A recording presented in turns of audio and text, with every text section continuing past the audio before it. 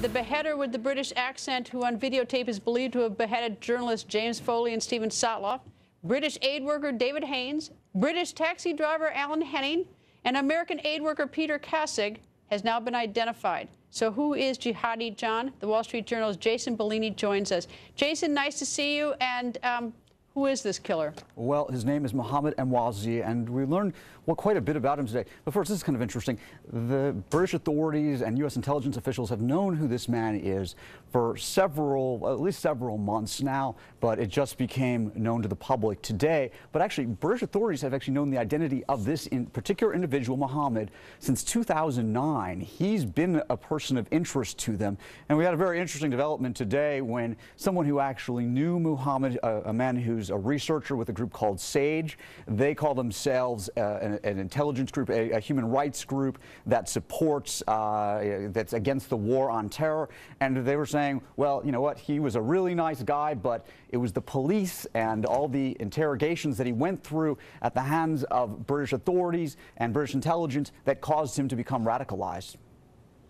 So how did it come out that his name leaked out? I mean, what took so long to get his name out? I mean, why did we even care not to get his name out earlier? What difference did it make? Well, we're trying to protect him? They kept a tight lock on it, and what the reasons were, we don't know, but U.S. intelligence officials were quick to confirm once news organizations got a hold of the name, and it may be that they were trying to investigate him further to learn more about how he became radicalized, more about his background, and some of those details are just leaking to us throughout the day here. I mean, we knew that he was born in Kuwait, that he went to school in London, he went to college, he actually graduated from a university in London, he traveled to Kuwait, and the way he got into the crosshairs of British intelligence was that he was trying to make a trip to Tanzania with several of his friends, and then he was stopped there because they suspected, the Tanzanian authorities thought that he was going to be traveling to Somalia to join a radical jihadist group. They send him back to the UK, continues to be interrogated.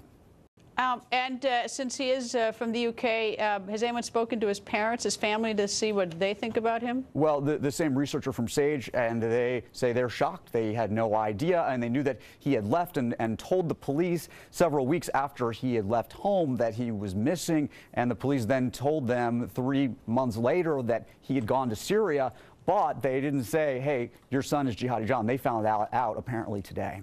Well, have they heard from him lately? I mean, I assume that, now the world should be on a hunt for this guy. Well, actually, we should have been before. The nations have known who he is, but have they heard from him? Not that they've said, not that we know, but from the sounds of it, they wouldn't be too happy with their son if they heard from him. They did never suspect he would become someone such a ruthless killer as we've seen on television.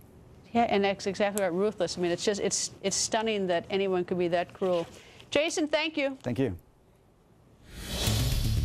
One of President Obama's key officials, either Secretary of State John Kerry or Director of National Intelligence James Clapper, is dead wrong.